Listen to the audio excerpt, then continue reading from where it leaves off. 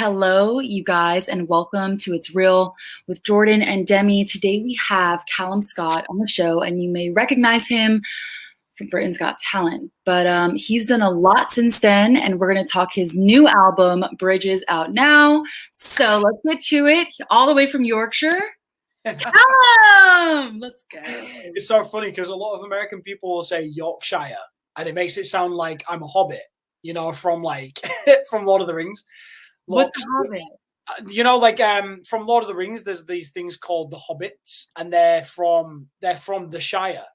So when Americans say Yorkshire, it sounds like I'm from Lord of the Rings. Lord of the Rings.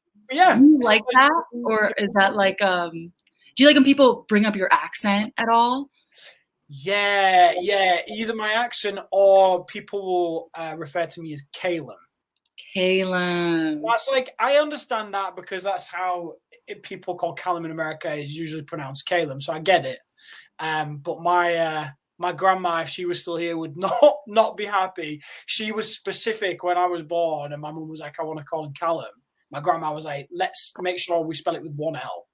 Calum. Yeah. So earlier was like, by the way, it's Calum, and I'm like, okay. This whole thing. So my first late night show I did with Seth Meyers.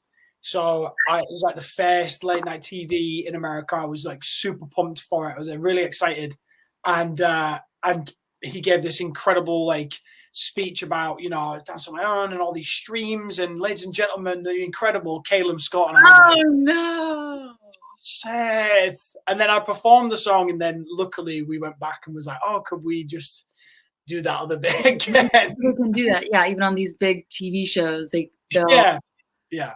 Well, it's all the same. It's all the same. The songs are still the same, so it's all good. Well, I want to take a little time machine back in time with you right now. Okay. And get to the depths of who you are. Okay. Let's take a time machine. Ready? Okay, I'm ready. Okay. We are with you in grade school. What kind of kid were you? Tell us about all the nitty gritty. Ooh, I was a bit of I wouldn't say a recluse. I was kind of quiet. So that's why when I fast forward to now, it's quite mad that now I stand on a stage and address sometimes thousands of people at once. It's quite a change from how I was as a kid, but I was quite a quiet kid.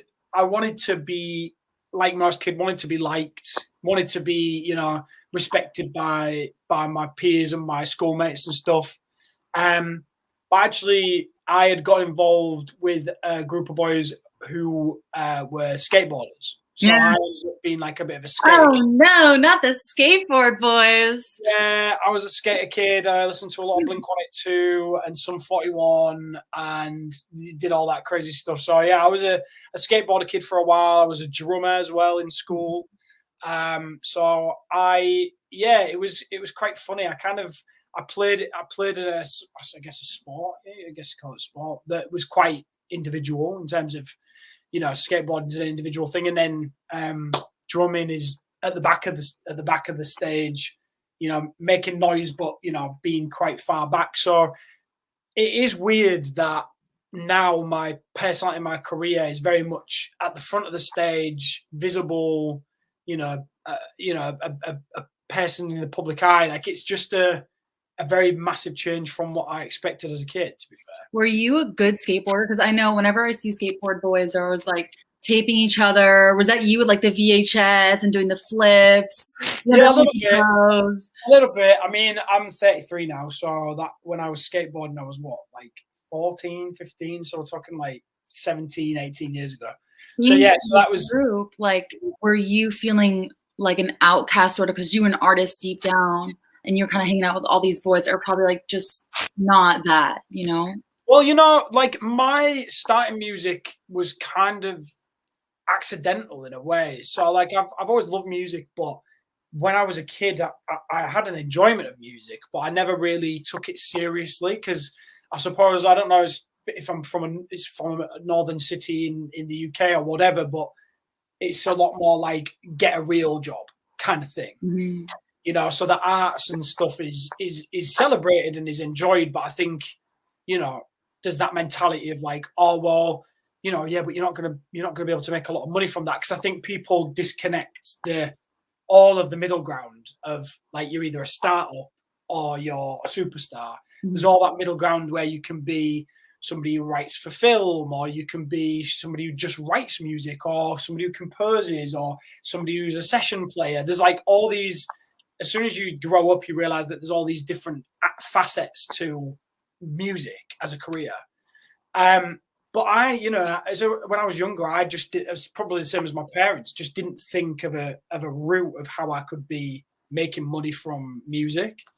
So I just did it as a hobby. And then I was a skateboarder, I was a drummer, I thought it was quite cool, you know. And then when I was leaving school, I saw a couple of my friends leaving school and making money, like in jobs. And I was like, ooh, that looks fun, because they can afford a car now and afford like going on a holiday on their own. So yeah, I ended up like leaving school and just getting a scholarship in IT, and then getting a job, and then I got made permanent 6 months into the job. So and then I'd stayed there for 8 years before we'd applied for Britain's Got Talent. So yeah, so it was kind of like school and then work life, and then my dreams came true after that. It was bizarre. It's so interesting when some of our artists that come on the show have had complete like lives before their success. We had Everclear on the show not long ago, and he literally, I mean, platinum records, you know, like everyone's favorite rock band, had a whole life and a wife and a kid before he reached like his 30s and decided like he needs to take this seriously. And then he did, and it was like it blew up. Yeah. And it's yeah, so more about you know, I think there's pros and cons to that as well, by the way, Demi. I think there's pros and cons to that. Like in my experience, like in my experience, I just feel like I don't know. I feel like I have more gratitude because of the fact that I've waited a little bit longer. And that's not to say anything about young pop stars or people who get into the music industry younger.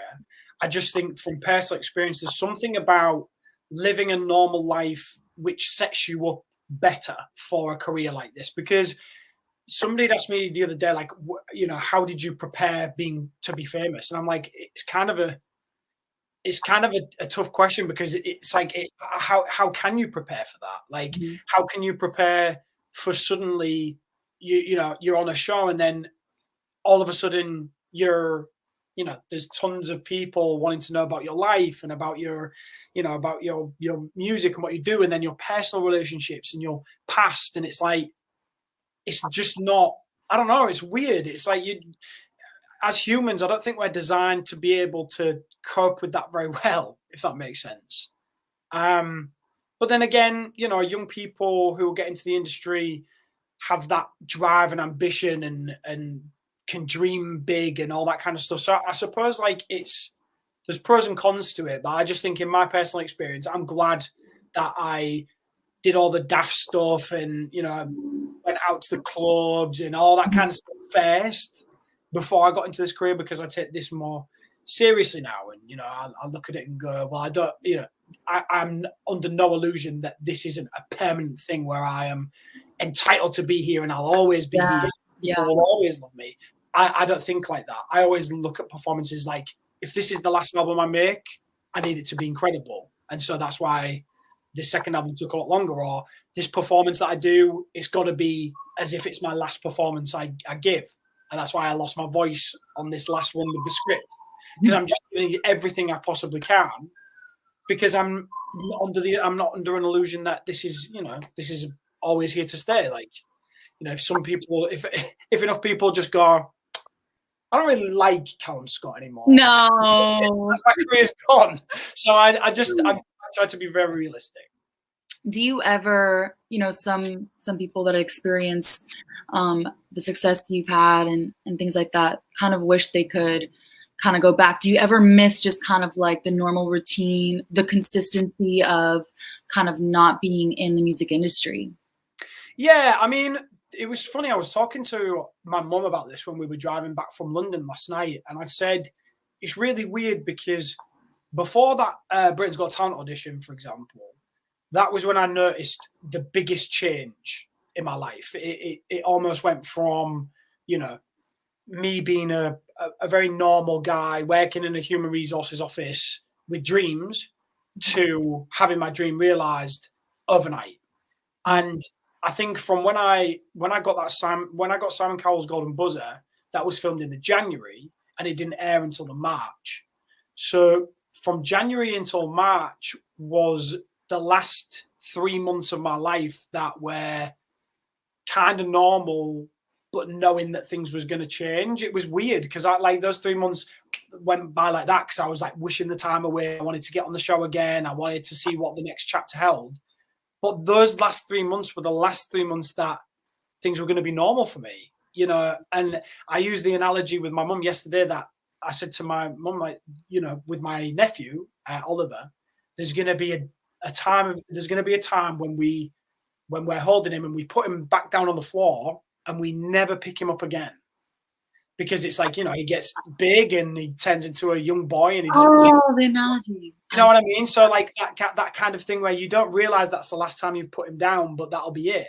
And it's the same thing with my careers. Like those 3 months, I didn't realize at the time, but those were the last 3 months of sort of normal life before things blew up for me. And then I look back, you know, like me and my mum just literally just been for lunch at a cafe and the lady came over and she was like, oh my God, you know, I don't suppose I can have a picture with you. And like, you know, and I love it. And I'm so grateful that people want to come up and talk to me and tell me about how they love my music or what I do or whatever.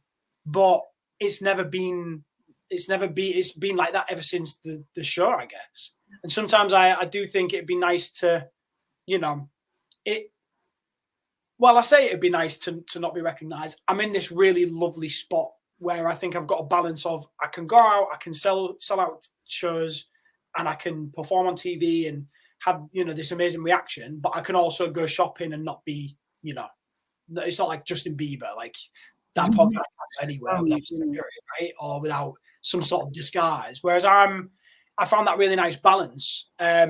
So sometimes I think like, oh yeah, it would be cool to just, you know, kind of go about my business and whatever. But in the same vein, I feel like I've struck a really great balance of just being a normal guy. Like I don't tend to sort of think too much of myself, and that comes across in my personality and in my performances. And I think people with that. Yeah, people just see me as one of their own. So it's kind of like it's nice. I found a nice rhythm with it, you know.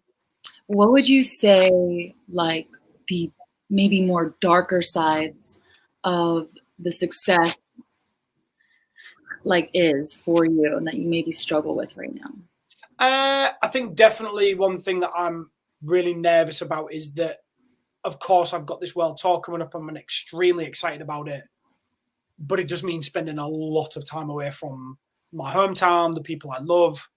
And that's a struggle that I've had all the way through this business because, you know, like I said, I had a relatively normal life and was, you know, living in Yorkshire. My family and friends live here. So it was weird to just suddenly go from being surrounded by people who I'd known all, if not most of my life, to, you know, being in countries I'd never been in before with a brand new team of people. And I'm a home bird. Like, I love my friends. I love my family. I'm very proud of where I'm from. And so, like, being away from people can be can get me in quite a low spot. And so that's why I try and bring out friends and family. Me and my mum were just reminiscing about when I brought her out to Dubai. No, you guys into Dubai? It was so cool as well because I brought her out and I was like, oh, I might bring you on stage. And she was like, you dare bring me on? Did you do it? Well, I was like, I saw her side of the stage and I was like, I said, oh, guys, I brought my mum here to Dubai and everybody cheered. And there were like 20,000 people. And so I was like, if you cheer loud enough, she might come out. And I turned around to look at my mum. I would kill you. I just had heard them all for the whole show. And then she like poked her head out and she waved and everyone was like, rah! Oh, no. So, yeah, that was really funny. But like, that for me feels like I'm bringing home with me, which kind of helps with that issue. But also just sometimes your mind just gets the better of you. And like, you know, I'm one of those guys that I get a lot of imposter syndrome. I get a lot of like anxieties about, you know, are people going to turn up to the shows? Do people like my music? Am I relevant anymore? Like all of those kind of like paranoid kind of thoughts. Unless I keep regular check of my mental health, it can get the better of me. Yes, I was going to ask you about, you're an advocate for mental health. Yeah. And yeah, I mean, it's kind of what comes with, I guess. I mean, look at this, you know, everyone's favorite pop stars, Britney Spears. I mean, they've gone through so much, and it kind of just, you guys are under a lot of pressure, and no one really knows, no one really kind of understands the kind of pressure it is to constantly have to sell yourself. And it's like, even though you are the brand, it's like, it's a lot for a person to feel like they're a brand. It's like, it can literally confuse you. Like, 100%. Like, oh, I'm the brand. Oh, you know what I'm saying? So yeah. I struggle with it a lot. And you know what? What do you do to like stay in check, you know? Yeah. Well, I mean, and I know quite a few people in the industry that struggle exactly the same. I think we all do. We all feel under that pressure. We all, you know, we're all worried about, you know, what happens next? What do people think of us? You know, like you said, you have to do things that you don't necessarily always enjoy to do. You know, and sometimes that feels like you're, you know, like selling parts of yourself. And, you know, sometimes that can be soul destroying, especially when it comes down to something that you feel very strongly about, or, you know, you have an artistic view on or whatever. Sometimes it feels like, you know, you're having to sort of choose your battles, and that can be tough, because at the end of the day, it's your name above the door, and it's, you know, it all comes down on you. And I think you've got to be able to take that responsibility. And sometimes, you know, you're taking responsibility for other people. But I think, you know, for me personally, I have people around me, especially when I'm home, that I know fully have my best interests at heart and would fully support me. So I always think, when something goes on in the industry, or if something goes on in my team, or, you know, something happens that I'm not happy about, the last thing I'm going to do is have a big rant and rave about it, you know, to that person. Or, you know, I just don't think it's helpful to be upset with the industry, to the industry. So I always like come back to my friends and my family, and that's where I'll complain and moan and get upset or get angry. Like, that's, for me, is a safe space, which, you know, isn't going to exacerbate. Because I always look at situations like Twitter, for example. Not that I'm bashing that platform, but it just can be a bit hateful in my experience. And I think sometimes you feel so strongly about what somebody had said that you feel that you want to defend something. In defending it, all you do is create more problems, because people jump onto that. And, you know, some people have, you know, with all the respect in the world, some people are pretty hateful online with the safety and security of knowing that they're anonymous, right? So I think, you know, that's so true. I almost feel like if you're going to make a profile of anything online, it needs to be attached to your ID. No, like, you can't make a profile, it's not your name. 100%. You cannot be 1, 2, 3, 4, 5 XYZ21. Yeah. You have to be your name. Accountable. Stop hiding behind these fake profiles, people. Right. Okay. Back to the time machine, though. Let's talk about the weeks leading up to the show. How did you prepare to be on the show? Well, I guess the same thing. Like, I just didn't see the result coming, so I suppose me and my sister was the one who discovered that I had a voice, right? So I used to sing in my shower, in my bedroom, thinking I was on my own. She overheard me a couple of times, and she decided to take it upon herself to put me in a competition. So I'm not going to tell you what I said to her, but I wasn't happy. Because I'm still that drummer kid, you know, back of the stage kid. You know, I'm that guy. So when she had auditioned us for like local competitions, I remember the very first time I went on stage, I was so nervous I tried to escape out of a bathroom window. That didn't happen. No, really? So, oh yeah. And it was only in front of like 15, 20 people, but it felt like the whole world was watching. But when I sang a Paolo Nutini song called Last Request. And I remember it was the first time I'd ever sung in public. And at the end of that performance, I just fell in love with performing live. I just had this overwhelming feeling of like just ecstasy, just like that kind of, I imagine the same thing as when you are presented with your newborn, just that overwhelming sense of like, oh my God, like this is purpose. This feels like real purpose. So anyway, long story short, we auditioned for a couple of shows, X Factor here in the UK, we didn't get through. And then I had started, I started in a tribute band. I started in a Maroon 5 tribute band. Maroon 4, right? Maroon 4. Oh, we know. I was quite happy being Maroon 4, and we would tour up and down the country, and we were about to like blow up. And then my sister was like, "Let's audition for Britain's Got Talent." And I was like, "Do you know what? Like, I've done the X Factor thing. I put all my hopes and dreams into it. It didn't work. I'm cool with my band now. Like, I want to do that." She's like, "Yeah, but it's different, and you know, please, it'd be really cool. I really want to do it." And so I was like, right, I've got to be the big brother in this situation and support her. So yes, I'd rehearsed Dance on My Own, and we'd rehearse songs together in case we were asked. We had rehearsed other songs that you know, up-tempo ones, slow ones, whatever, so that we had a selection. But other than that, that's the only preparation I did. And then when we went there, again, it was the same thing. It's like we was having interviews just like everybody else. And then we went side of the stage, and I watched her go on, and she didn't get in. She didn't get through. And for a second now, I was like, oh, we didn't see this coming. Like, what happens next? What about, like, you know, how can I go on stage after she's just been told no by Simon Cowell? Like, how am I supposed to impress the guy who, at this moment in time, I hate for making my sister cry?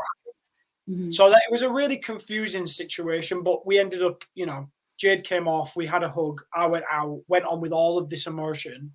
And I think that's what's captivated people, is that it's a real family under real pressure and very real emotion coming out. And I think anytime that you see a performance where there's, you know, there's a real sincerity to it, people just gravitate to it. And I think that's why, you know, people still message me saying, "Oh my God, I've just seen this Britain's Got Talent audition. It's incredible." I'm like, it's crazy that people are only still just discovering it. But, you know, it's cool, and it's a part of my journey. And, you know, I've had my debut album out. I've now got my second album out, you know, and so it's cool that people are joining me for the next chapters of my career. And when people know that I've got new music, all of a sudden it's like, oh my God, I'm going to listen to this whole album. And yeah, it's cool. It's cool that it's gone from a moment that I couldn't prepare for to, you know, being signed by Capitol Records, a label that I love, you know, with 2 records under my belt. You know, it's a pretty, considering I didn't prepare for it, I've done all right.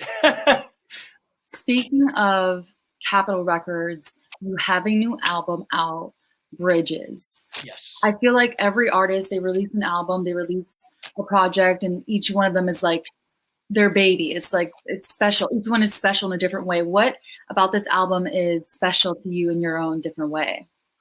I think this album is special because it feels for me like my coming of age album, so to speak. I think the first album, you know, like we was just saying there about being on Britain's Got Talent, I was just caught up in this incredible, like, roller coaster of emotions. It was like a dream come true. And that dream come true carried on, like when I released Dance on My Own independently.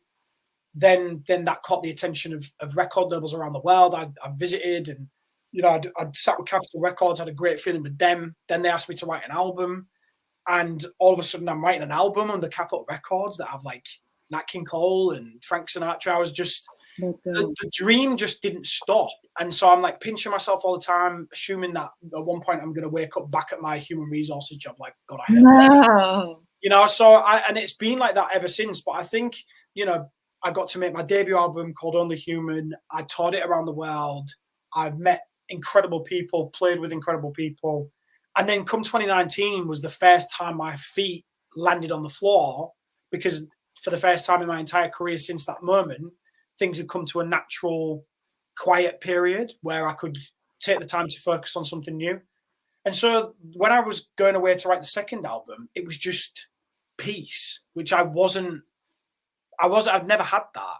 So it was weird to write under those circumstances where it was so like tranquil and quiet and I could just concentrate, but it also was more difficult to write because I was just expecting to be swept off my feet and go to Australia for a day. Here's a tour that we're going to support, with Emily Sandé. Here's, you're collaborating with this person, you're writing more records, whereas this one was like, just write the album.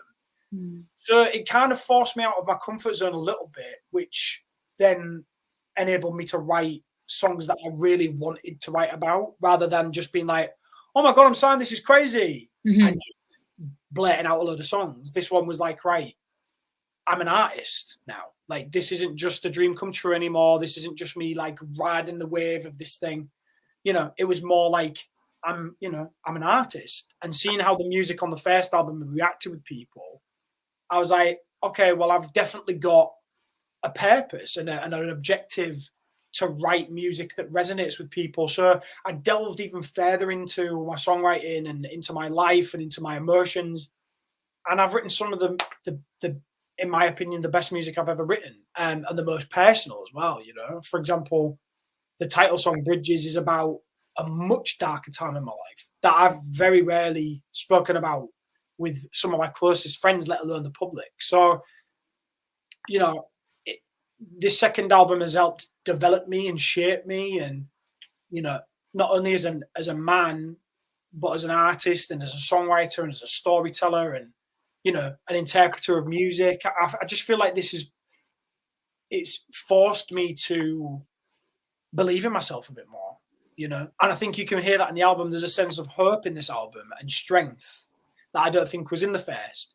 I mean, my first album is, I'm really, really glad, really proud of it. And I'm really glad that I wrote the songs I did. But I'm even more, this is personal. Yeah, I'm even more proud of the second one because I was able to delve even further in. And I was having conversations with myself like, is this too much? Like, have I put too much of myself into my music? But seeing how songs on the first album, like No Matter What, for example, which was about my LGBTQ plus journey, to see people say, hearing that song has given me the confidence to come out to my family, and I'm happier than I've ever been because of you. That for me is success. The chart positions are lovely, the plaques are lovely, the trophies and the medals and all that kind of stuff that you get as part of the industry is all lovely. But hearing somebody say you've changed my life, for me, is the epitome of success in this business. And that's all I strive for now. So when I'm putting out a song about, I don't know if I can carry on in life anymore, and telling the story of that in Bridges, yes, it's personal. Yes, it touches on a really sensitive talking point. But if one person who's listening to that goes, do you know what? Maybe there is light at the end of the tunnel. Then I've helped that person in the most tragic circumstances. And that to me feels like I'm doing the right thing. I'm doing what I set out to do, which is to help people, and to inspire people, to inspire compassion, So yeah, I feel like this album, because of those reasons, is one of my proudest achievements. Artists like you who stand for something and are as vulnerable as you've been, are revolutionary and will, these are the legends of music. Those who like change people's lives. It's not just about putting out a song. It's about being a leader in their communities, and that's super commendable. Thank you very much. That's very kind of you to say. Yes, I felt that, what you said. And we have a game show from Jordan.